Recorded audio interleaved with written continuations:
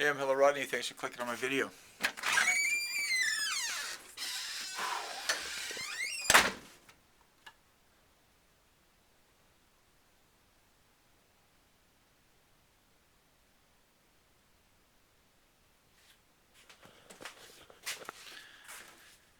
Well, I wanted to do a video just to bring some of you folks that watch my videos up to date on what's happening here.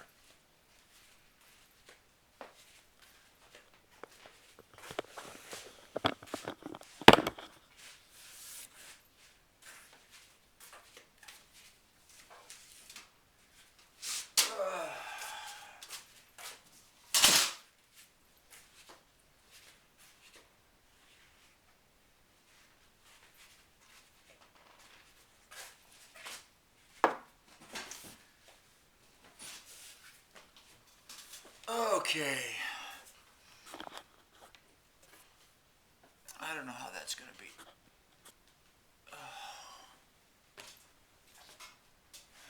Well, you know, I've been making a lot of videos for a long time. And, you know, at some freaking point, you know, a person has got to go ahead and snap to the reality of what's happening.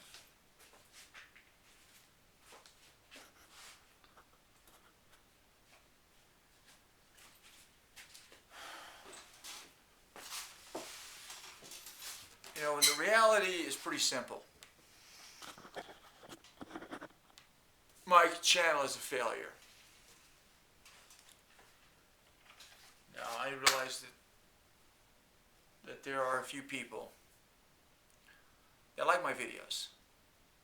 They enjoy what I do. I made some great videos. I mean, you know, some of the videos I make that are passionate about what I believe in, they're good. But so what? I don't have a message. I've got no focus except just me walking around saying stuff. When I came back from LA, I had to come to the realization that I had to make a living. I had to do something. And so I had to do something. So I started off small.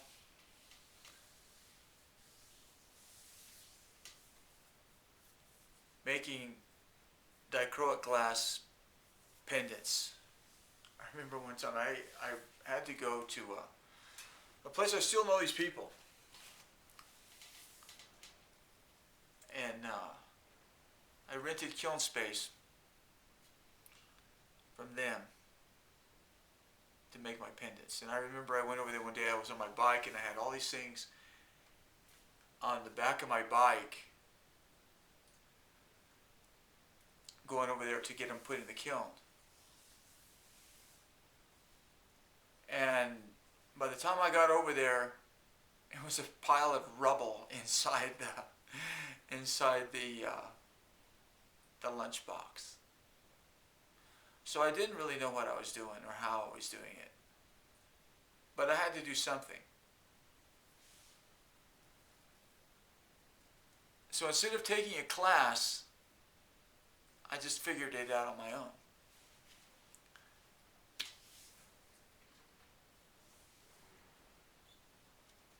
Which is okay. I'd never been trained in anything. Unbelievable. But my channel is a failure. It's an absolute failure.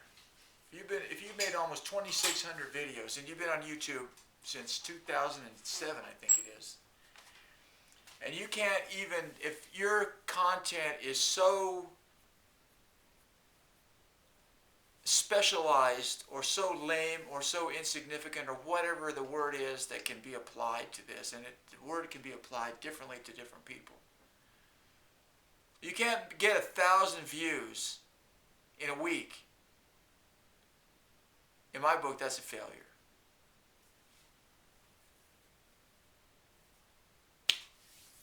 Basically, I'm just spinning my wheels doing this. And I love doing it. I like doing videos. I like doing this right now.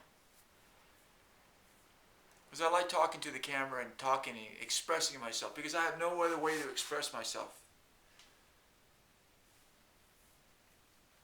You know, I'm tired of painting.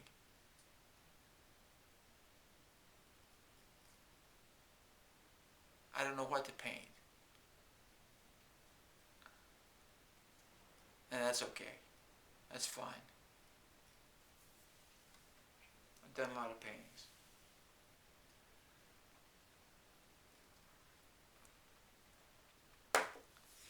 In the society in which we live, if you don't make any money, you're not going to go anywhere. You're going nowhere. You have to have money for everything. You have to have money for food. You have to have money for electricity. You have to keep the lights on. You gotta do it, you know. And I'm not doing it. No,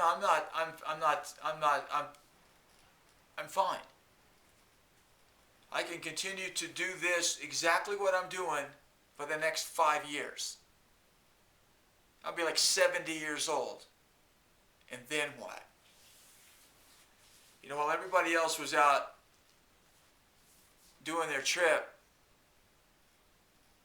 I was doing my trip. But my trip was my father said to me once, he says, "You're like a pig, you wake up in a new world every day." So I was focused on right then. I wasn't focused on the future, because I thought the future would take care of itself. I thought at some point somebody's going to recognize what I do as being valid and worthy of collecting. And I have some people that collect my work. I have people that love my work. But it's obvious that I don't know how to get my work out there. And making videos on YouTube is a waste of time at this point. And I enjoy doing it. I like even making this video. But at some point, you know, you gotta just face the freaking reality, and that is my channel is a failure.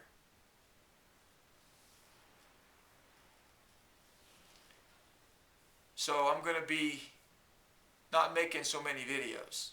If I have something to say, I'll come make a video, like I'm making this one. If I've got some new direction that makes sense, then I'll have a new direction that makes sense.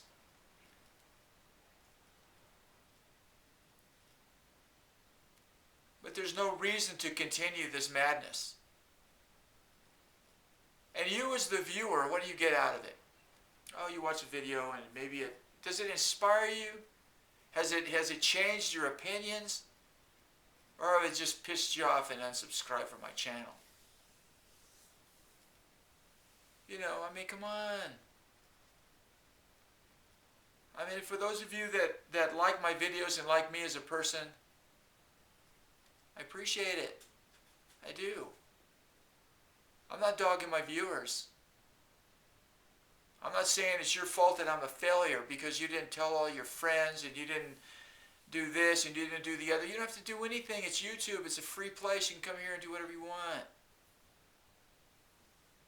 But even if you like one of my videos, what do you do after it's over? You just go watch another video. And there's nothing wrong with that. That's the way life is. There was one of my viewers was talking about, somebody told him about artistic endeavors. The reason that you don't succeed might have something to do with your talent. Yeah.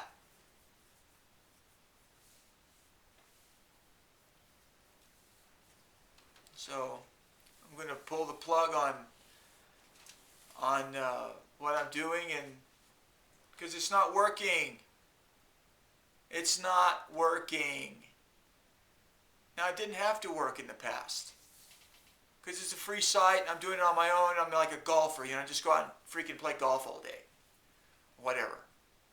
But for crying out loud, if you're a golfer and you never even make par, I mean, that's not your game. It's not playing to your strong suit, whatever your suit is.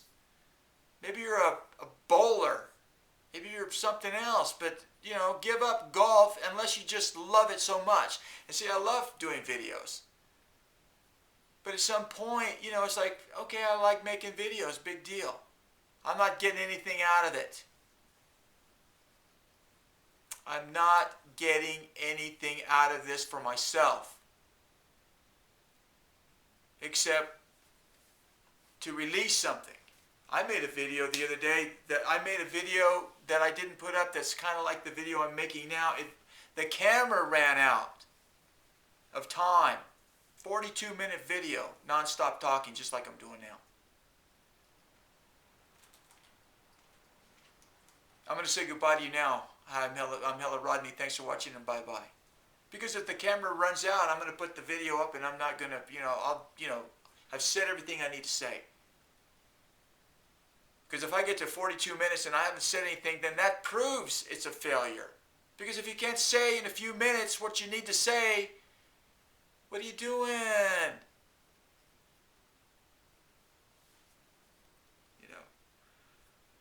So I've got to take what I consider to be my strong suit.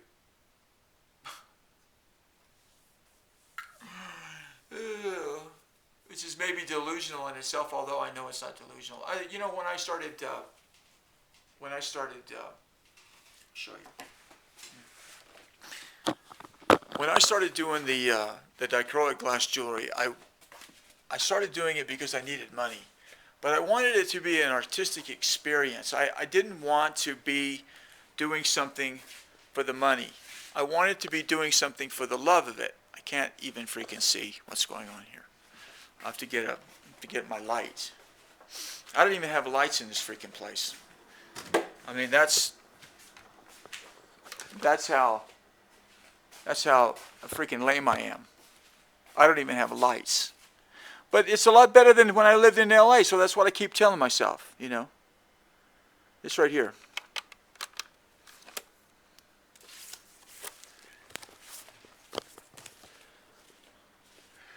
This guy right here basically reinvented, well, he did, yeah, he kind of reinvented in a way, something called pâte de verre. Because pâte de verre was the way that glass was produced before blown glass. This is very old stuff. This is probably 100 years old. I don't have my glasses, but this is very, very old stuff. And it's glass, and I wanted to do pâte de verre. And if you do some research on pâte de verre, there's some Japanese woman and her husband, they make the best pâte de verre, I think, in the world. And I was inspired by that. And so I want to make pâte de verre. But it didn't take me very long to realize that probably a lot of people out there, it's just like the arts, just like anything else. So pâte de verre is a very difficult process. It's an artistic process, and then once you make it, you spend all this time making it, then you have to sell it.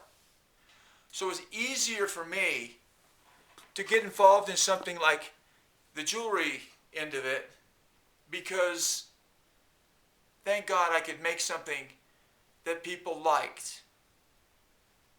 And I took it as that. I took it as a bread and butter kind of thing. Not putting a sincere, aesthetically pleasing to me spin on it. Because I wasn't making it for myself. And that's one of the big problems with artists, is that they make things for themselves and they never think of anybody else. And the thing about, and the thing is that people think, oh, well, I know, I have a vision. Well, okay, your vision is great, but Go walk down the street and see how many people think they have a vision too by what they wear. They think that wearing what they're wearing makes them look cool. In most cases, it makes them look kind of stupid. And I'm the same way. I mean, people look at me, they're like, how can you go out in public like that? And it's understandable. So my approach to the whole thing was basically a pendant and a pair of earrings. That's all that I make. Pendants and earrings, that's it. Was to make a wide variety of stuff. Because I wasn't trying to push my vision on anybody else.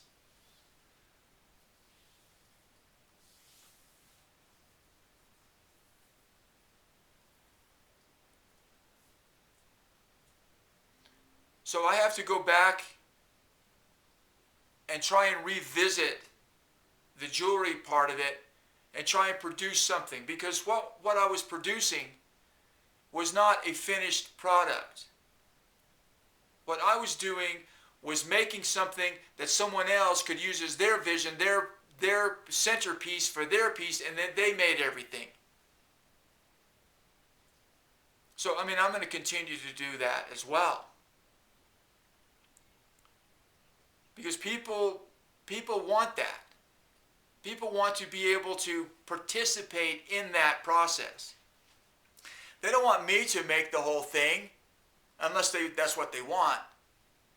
So the only thing I can do is make something that I think is a beautiful object. Something that I think is a beautiful object that I think that a woman would like to have around her neck and on her ears. A designer thing that I say, this is what I think is beautiful. I hope you like it. And see if I can find women that will accept what I think is beautiful, and then if they look at it and it doesn't work for them, then it's not going to work for them. But knowing full well that, then I can mix in a variety of things, and hopefully that the object that I make is an object that's beautiful, but an object that is of high quality for what it is. That the materials are of a quality that people say, I may not like the design, but there's nothing wrong with the quality of the piece. And then on the other side, a totally separate thing will be the continuation of making things that I feel are beautiful, but are designed for people who want to have something that, look, go walk down the street. Everybody's wearing something different, or everybody's wearing something similar. Maybe it's a trend. I don't know. The only thing that I can work with is color and texture within the scope of glass. Because that's what I do. I'm not going to throw out the glass because all of a sudden I want to be making, all of a sudden I want to go in competition with Tiffany. This is the highest quality glass you can buy. I've got piles of it. This right here is the highest quality glass you can buy. It's a matter of me turning it into something that women look at and they say, you know what, I don't want people to want it. I want people to desire it. I think maybe there's a difference. To me, there's a difference. To want something is to want, but to desire it, for people to say, wow.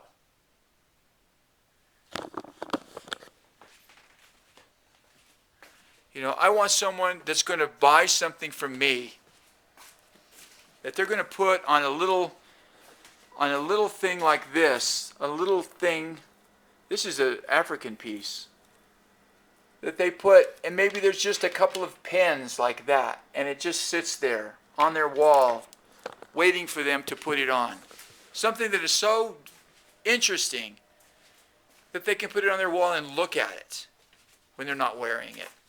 I don't want it to be thrown in a drawer, but it's none of my business what people do with it once they buy it. Once they find it. But I can't be making these videos anymore.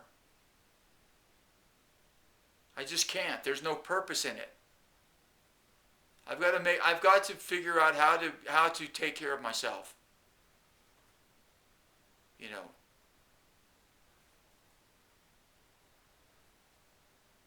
And it is what it is. You know, I mean, if you choose what I've done with my life, I'm telling you, I wouldn't wish it on anyone. That's why I never give encouragement nor discouragement to people in the arts. I never say to them, oh, that is awesome. Keep up the good work. Unless it is actually awesome. If it's beautiful and fantastic, yeah, I give them encouragement. It's beautiful. But I never give anybody encouragement just to give them encouragement. And I never, ever give anybody disencouragement. Because if I encourage someone to do something and they're on the wrong path, then I'm partly responsible for their failure. And if I tell them that what they're doing is horrible and they give up, then it screws up their dream. I'm not here to rain on anybody's parade. There's a lot of people out there doing a lot of things that they think they're doing the greatest thing in the world, and I look at it and I say, you're on the wrong path, buddy. But I would never go to them and say that. Because they have to learn on their own. I would never, ever in a million years encourage anyone to do what I've done. To go paint pictures and think somewhere down the line you're going to be a success. No, I would never do that. Because I know it's not true. Just because you're doing something that you like doesn't mean it's going to come true. It doesn't.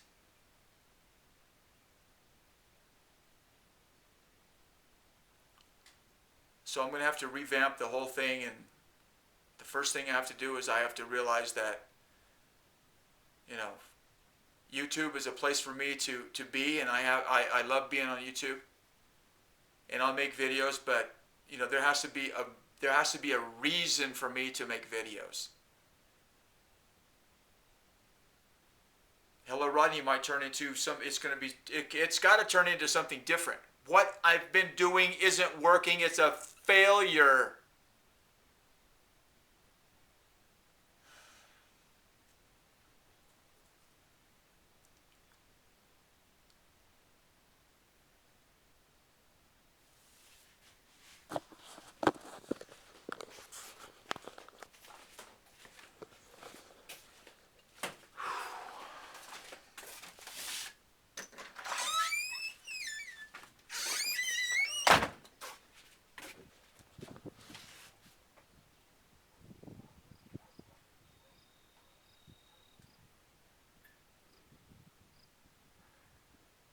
I went for 2 walks today.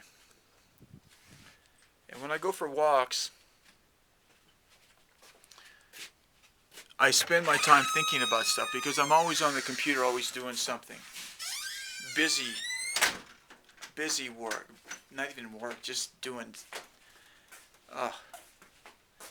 So I have to grow up and finally realize, buddy,